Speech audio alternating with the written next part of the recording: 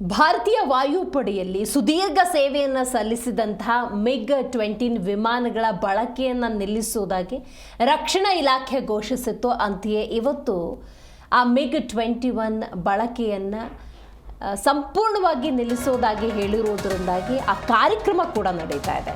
September 26 ಅಂದರೆ ಇವತ್ತು ಭಾರತದಲ್ಲಿ ಬಳಕೆಯಲ್ಲಿದ್ದ ಮಿಗ್ ಸಂತತಿಯ ಕಟ್ಟಕಡೆಯ ವಿಮಾನ ಬೈಸನ್ಗೆ ನಿವೃತ್ತಿಯನ್ನು ಸಲ್ಲಿಸಲಾಗ್ತಾ ಇದೆ. ಆ ಮೂಲಕ ಕಳೆದ 62 ವರ್ಷಗಳಿಂದ ಭಾರತೀಯ ವಾಯುಪಡೆಯಲ್ಲಿ ಸೇವೆ ಸಲ್ಲಿಸುತ್ತಿದ್ದಂತಹ ಈ ಆಗಸ ವೀರನಿಗೆ ಅಧಿಕೃತವಾಗಿ ನಿವೃತ್ತಿಯನ್ನು ನೀಡಲಾಗ್ತಾ ಇದೆ. ಈ ಕಾರ್ಯಕ್ರಮದಲ್ಲಿ ರಕ್ಷಣಾ ಸಚಿವ ರಾಜನಾಥ್ ಸಿಂಗ್ ಭಾಗಿಯಾಗಿದ್ದಾರೆ.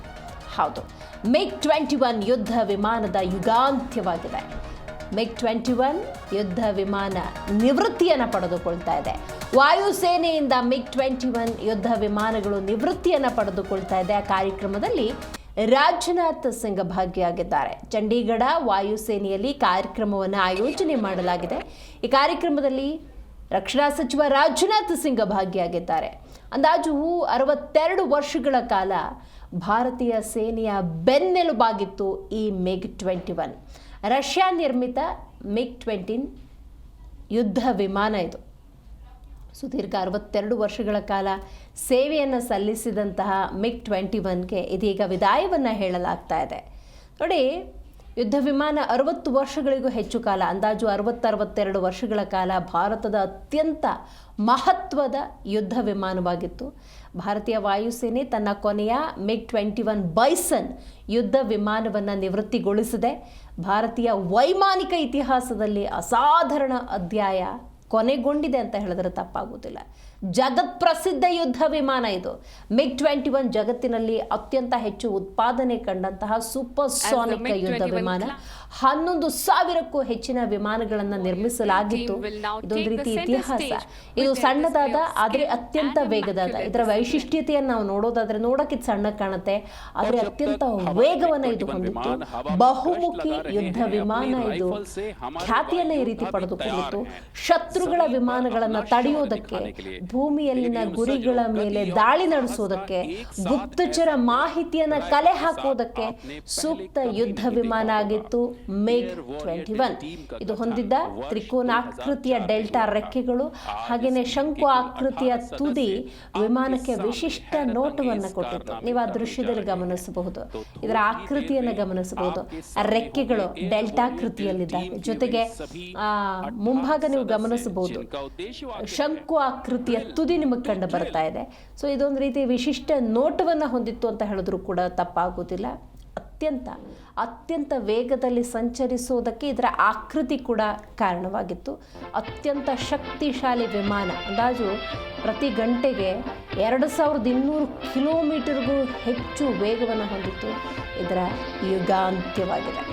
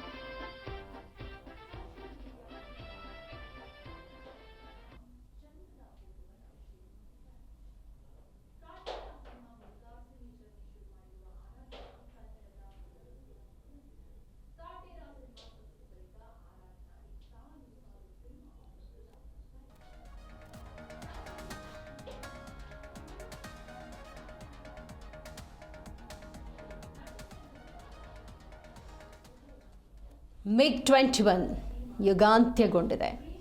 ನೋಡಿ, 1961ರಲ್ಲಿ ಭಾರತ ಪಾಶ್ಚಾತ್ಯ ಯುದ್ಧ ವಿಮಾನಗಳ ಬದಲಿಗೆ MiG-21 ಯುದ್ಧ ವಿಮಾನವನ್ನು ಆಯ್ಕೆ ಮಾಡಿಕೊಳ್ಳುತ್ತೆ. ಸೋವಿಯತ್ ಒಕ್ಕೂಟ ಭಾರತಕ್ಕೆ ಯುದ್ಧ ವಿಮಾನಗಳನ್ನು ಮಾತ್ರ ಪೂರೈಸಲಿಲ್ಲ, ಬದಲಿಗೆ ಭಾರತದ ಒಡನೆ ತಂತ್ರಜ್ಞಾನವನ್ನು ಹಂಚಿಕೊಂಡು ಭಾರತ ಸ್ಥಳೀಯವಾಗಿ ಯುದ್ಧ ವಿಮಾನಗಳನ್ನು ನಿರ್ಮಿಸುವುದಕ್ಕೆ ಅನುಕೂಲವನ್ನು ಕಲ್ಪಿಸುತ್ತೆ. ಇದು ಭಾರತದ ರಕ್ಷಣಾ ಉದ್ಯಮಕ್ಕೆ ಬಹುದೊಡ್ಡ ಉತ್ತೇಜನವಾಗಿತ್ತು. 1963ರಿಂದ ಭಾರತ 1200ಕ್ಕೂ ಹೆಚ್ಚು ಯುದ್ಧ ವಿಮಾನಗಳನ್ನು MiG ಯುದ್ಧ ವಿಮಾನಗಳನ್ನು ತನ್ನ ಪಡೆಗಳಿಗೆ ಸೇರಿಸಿಕೊಳ್ಳುತ್ತೆ.